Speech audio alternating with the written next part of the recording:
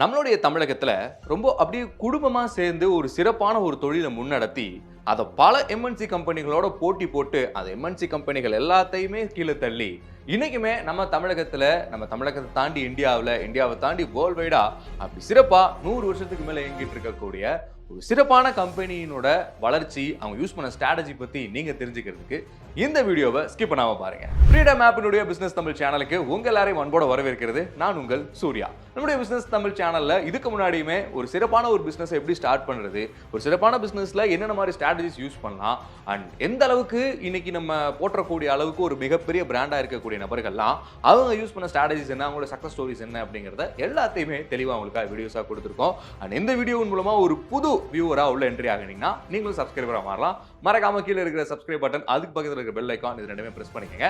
அப்பதான் அடுத்தடுத்து நாங்கள் கொடுக்கக்கூடிய வீடியோஸ் எல்லாமே உங்களுக்கு வரும். ஸோ நீங்களும் மிஸ் பண்ணாம பார்க்க முடியும். அண்ட் இந்த ஒரு வீடியோ நான் முன்கூட்டியே சொன்ன மாதிரி ஒரு சிறப்பான ஒரு 4 தலைமுறைகளை கடந்து இன்னைக்கு 100 வருஷத்துக்கு மேல இயங்கிட்டு இருக்கக்கூடிய அற்புதமான ஒரு கம்பெனி தான் காலிமார்க் கம்பெனி. இந்த வீடியோல நாம பார்க்க போறது ஒரு குடும்பமா அவங்களுடைய பிசினஸ் ஸ்டார்ட் பண்ணி 4வது தலைமுறையில 100 வருஷத்தை கடந்து இன்னைக்கு வேர்ல்ட் வைடா சிறப்பா வளர்ந்துட்டு வராங்க.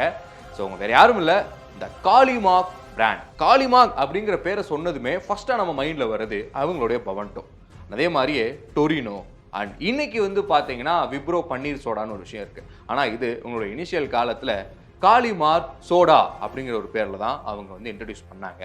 ஸோ இவங்களுடைய துவக்கம் எப்படி இருந்துச்சுன்னா 1916ஆம் ஆண்டுக்கு முன்னாடி வரைக்கும் இவங்களுடைய ஃபேமிலி பிஸ்னஸ் காஃபி கொட்டைகள்ல இருந்து அதை பவுடரை எடுத்து அதை சேல் பண்றது மட்டும்தான் இவங்களுடைய ஒரு ஃபேமிலி பிஸ்னஸாக இருந்துச்சு. ஆனால் 1916ஆம் ஆண்டுல தான் இவங்களுக்கு ஒரு ஸ்பார்க் வருது. ஏன் நம்ம ஒரே பிசினஸே பண்ணிட்டு இருக்கோம், வேற ஏதாவது மாற்று பிசினஸ் பண்ணலாமே அப்படின்னு சொல்லிட்டு அவங்க சர்ச் பண்ணும்போது தான் அப்போ நம்மளுடைய இந்தியாவை ரூல் பண்ணிட்டு இருந்த பிரிட்டிஷ் ஒரு சோடா சேல் பண்ணிட்டு இருந்தாங்க. அந்த சோடாவை பார்த்ததுக்கு அப்புறம் ஏன் நாம ஒரு சோடாவை உற்பத்தி பண்ணக்கூடாது அப்படிங்கிற ஒரு ஸ்பார்க் ஆனது PVSK பழனியப்பன் அப்படிங்கிற இந்த குடும்பத்தில் இருந்த ஒரு நபருக்கு அப்படி ஸ்பார்க்கா, அப்படி பொறியா அவருடைய புத்தியில எட்டுது. ஸோ அதுக்கப்புறமா இதுக்கு என்ன பண்ணலாம் அப்படிங்கிறத ஒரு சின்னதா அவர் அனலைஸ் பண்ணி 10,000 ரூபாய் இன்வெஸ்ட்மெண்ட்ல ஒரு சூப்பரான ஒரு மிஷின், அதாவது சின்ன அளவில் அந்த 10,000 ரூபாய் மிஷினே ஒரு குறிப்பிட்ட அளவு தான் இந்த சோடா தயாரிக்க முடியும். அந்த அளவுக்கு 10,000 ரூபாயில அவரும் அவருடைய துணைவியார் உண்ணாமலை அம்மாள் இவர்கள் 2 பேரும் சேர்ந்து தான் இந்த சின்னதா ஒரு சோடா தயாரிக்கிறதுக்கான ஒரு ப்ராசஸை ஸ்டார்ட் பண்றாங்க. ஸோ அவங்க அதுக்கு சூட்டின பேர் கூட காலிமார்க் சோடா அப்படிங்கிற பேர்ல தான் அதை தயாரிச்சு விற்பனை பண்றாங்க. அதே மாதிரியே ஆரம்ப கட்டத்தில் இவங்களுக்கு பெருசா சேல்ஸ்மேனோ அதை போய் வெளியில சொல்றதுக்கு ப்ரொமோட்டர்ஸோ மார்க்கெட்டர்ஸோ யாரும் கிடையாது. நம்மளுடைய பழனியப்பன் ஐயா அவர்களே கிளம்பி போறாரு கடைகளுக்கு போய் மற்ற சோடாவை வாங்கி குடிச்சு, என்ன சோடா இது நல்லாவே இல்லை, இந்தாங்க இந்த சோடாவை குடிங்க ரொம்பவே சூப்பராக இருக்கும் அப்படின்னு சொல்லி இவர் போயிட்டு ஒரு பிஸ்னஸ் மேனா, அதாவது அவர் தான் அந்த ப்ராடக்டை உற்பத்தி பண்ணாருங்கிற பின்பத்தை மறைச்சு அந்த ப்ராடக்டோட ஒரு சேல்ஸ் மேன் அப்படிங்கிற ரெப்ரசன்ட் பண்ணி இதை குடிச்சு பாருங்க நல்லா இருக்கும், வேணா நான் கூட குடிக்கிறேன் பாருங்க, அவரே குடிச்சு பார்த்து இந்த காலிமார்க் சோடாவை அப்படிதான் அவருடைய ப்ராடக்டையே அவர் பிராண்டிங் பண்ணியிருக்காரு. ஸோ அந்த டைம்ல நம்ம பிரிட்டிஷ்காரங்களுக்கு ரொம்பவே காம்படிஷனாக இருந்தது இந்த காலிமார்க் சோடா. அதுக்கப்புறமா 1958 தான் அவங்க இந்த பவன்டோ அப்படிங்கிற ஒரு ப்ராடக்டையுமே இன்ட்ரோடியூஸ் பண்றாங்க. அண்ட் அவங்களுடைய அடுத்தடுத்த வளர்ச்சி 1977 வரைக்குமே ரொம்பவே சிறப்பு வாய்ந்ததா இருக்கு.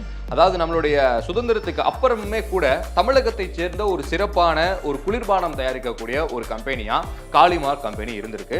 ஸோ அவங்க ஒரு குடும்பமா அப்படி யுனைடெடா இருந்து வேலை செஞ்சது மட்டும்தான் இதுக்கு காரணம். பட் யாருக்கு கண்ணு பட்டுச்சோ தெரியல, 1977 அவங்களுடைய குடும்பம் அப்படியே பிரிஞ்சு போகுது. ஸோ இந்த 1977 இருந்து 2017 வரைக்கும் அவங்க சந்திச்ச விஷயங்கள் எல்லாமே ரொம்ப சின்ன விஷயங்களோ ரொம்ப வெற்றிகரமான விஷயமோ கிடையாது. எல்லாமே அவங்களுடைய டவுன்ஃபாலிங், அதாவது அவங்க கீழ் நோக்கி அவங்களுடைய பிசினஸ்ல இருந்து அப்படி சரிய ஆரம்பிச்ச ஒரு காலகட்டம். குடும்பங்கள் எல்லாமே பிரிஞ்சதுக்கு அப்புறமா ஒவ்வொருத்தவங்களுக்கும் இந்த ப்ராப்பர்ட்டி ஷேரிங் இதெல்லாமே நடக்குது. ஸோ ஒவ்வொருத்தவங்களுக்கும் ஒவ்வொரு இதை பிரிச்சு கொடுத்ததுக்கு அப்புறமா அந்த பிசினஸ், அதாவது காலிமார்க் ஏரேட்டட் ட்ரிங்க்ஸோட பிசினஸ் அப்படி தலை தூக்கவே இல்லை. அவங்களும் என்னென்னமோ பண்றாங்க. But at the same time மற்ற மல்டிநேஷனல் கம்பெனிஸோட பெரிய கூல்ட்ரிங்க்ஸ் எல்லாமே இந்தியா அண்ட் நம்மளுடைய தமிழகத்துக்கும் வர ஆரம்பிக்குது. நம்மளுடைய தமிழகத்திலுமே அப்ப இருந்த சினி ஸ்டார்ஸ் அண்ட் இந்தியா லெவல்ல இருந்த கிரிக்கெட் பிளேயர்ஸ்னு சொல்லி இவங்க எல்லாருமே பிராண்ட் அம்பாசிடரா நியமிச்சு அந்த எம்என்சி கூல்ட்ரிங்க்ஸ் எல்லாமே சேல் ஆக ஆரம்பிக்குது. நம்மளுடைய காலிமார்க் கம்பெனிக்கு பிராண்டிங் பண்றதுக்கோ அவங்களுடைய பொருட்களை எடுத்து சொல்றதுக்கோ ஆள் இல்லை. அதே மாதிரி அவங்க கண்ணாடி பாட்டில்ஸ்ல மட்டும்தான் விற்பனையை துவங்கினாங்க, விற்பனையை கொண்டுட்டும் வந்துட்டு இருந்தாங்க. ஸோ அந்த டைமில் மற்ற எம்என்சி கம்பெனிஸ்லாம் டின்ல இன்ட்ரடியூஸ் பண்ணாங்க, பெட் பாட்டில்ஸில் இன்ட்ரடியூஸ் பண்ணாங்க. ஸோ இதனால இவங்களுக்கும் இருக்கக்கூடிய அந்த பிரைசிங் ஸ்ட்ராட்டஜியில் வித்தியாசமாச்சு. நாங்கள் டின்ல கொடுக்குறோம், நீங்கள் இது எடுத்துகிட்டு போய் கூட குடிக்கலாம். பெட் பாட்டிலில் கொடுக்குறோம், இது நீங்கள் வீட்லேயோ ட்ராவல்லையோ கொண்டு போய் கூட குடிக்கலாம். ஆனால் அவங்க பாருங்கள் கண்ணாடி பாட்டில் தான் கொடுக்குறாங்க. நீங்கள் அங்கே கடையிலே வாங்கி குடிச்சிட்டு அங்கேயே வச்சுட்டு வர மாதிரி தான் இருக்கும். ஸோ அதனால் ஈஸியாக போர்ட்டபுளாக இருக்காது அப்படிங்கிற ஒரு பிராண்டிங்கையுமே மற்ற கம்பெனிஸ் யூஸ் பண்ணுறாங்க. இந்த மாதிரியான காலகட்டம் காலிமார்க் ஏரேட்டட் ட்ரிங்க்ஸ்க்கு ரொம்பவே அப்படி சேலஞ்சிங்காக இருக்குது. இந்த சரிவு எல்லாத்தையுமே சமாளிக்கிறதுக்கு ஒரே ஒரு விஷயம் மட்டும்தான் நம்ம கையில் இருக்கு. ஸோ மறுபடியும் நம்மளுடைய குடும்பங்களா நாம் எல்லாருமே இணைஞ்சா மட்டும்தான் முடியுங்கிறத அவங்க உட்காந்து பேசி அவங்க ஒட்டுமொத்த குடும்பமே திரும்பி ஒன்று சேர்றாங்க. காலிமார்க் கம்பெனியினுடைய அந்த பிராண்டை மறுபடியும் எப்படி தூக்கி ஒசத்தி நிப்பாட்டுறது அப்படிங்கிற ஒரு முடிவு எடுக்கிறாங்க. ஸோ 1993 அவங்களுமே பெட் பாட்டில்ஸை இன்ட்ரடியூஸ் பண்ணுறாங்க. இன்னொரு ஒரு சிறப்பான விஷயம் என்னன்னா, காலிமார்க் ஏரேட்டட் கம்பெனி ஆரம்பிச்ச அந்த டைமில் பழனியப்பன் அவர்கள் ஜெர்மனியில இருந்து இந்த கண்ணாடி பாட்டில்ஸை இறக்குமதி பண்ணியிருக்கிறாரு.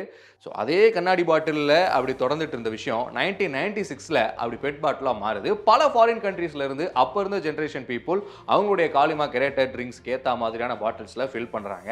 இந்த மாதிரியான பெட் பாட்டில்ஸ் இன்ட்ரோடியூஸ் பண்ணதுக்கு அப்புறமா அவங்க மற்ற எம்என்சி கம்பெனிஸோட இன்னும் ₹1 2 பிரைஸை கம்மி பண்ணி விற்பனை பண்ண ஆரம்பிக்கிறாங்க. ஸோ அப்போதான் ரொம்பவே சரிவில் மக்களோட பார்வையிலிருந்து கொஞ்சம் அப்படி விலகி இருந்த காலிமார்க் ஏரேட்டட் ட்ரிங்க்ஸ் மறுபடியும் மக்களோட கண்களுக்கு தெரியாது. 2017 காலிமார்க் ஏரேட்டட் ட்ரிங்க்ஸோட பிராண்ட் அப்படி வேர்ல்டு வைடாக மாறுறதுக்கு இன்னொரு முக்கியமான காரணம் என்னன்னா, நம்மளுடைய இந்தியாவில் மற்ற எம்என்சி கம்பெனிஸோட கூல்ட்ரிங்க்ஸ் எல்லாத்தையுமே அப்படி இறக்குமதி பண்ணி சேல் பண்ணுறதுக்கு நிறைய பேர்கிட்ட இருந்து எதிர்ப்பு கிளம்ப ஆரம்பிச்சுது. ஸோ அப்போ நம்ம இந்திய நாட்டினுடைய உற்பத்தியாளராக இருக்கக்கூடிய காலிமார்க் ஏரேட்டட் ட்ரிங்க்ஸ் அவங்களுடைய ப்ராடக்டை எல்லா கடைகளிலுமே சேல்ஸ் பண்ணுறதுக்கான ஆப்பர்ச்சுனிட்டிஸ் அதிகமாச்சு.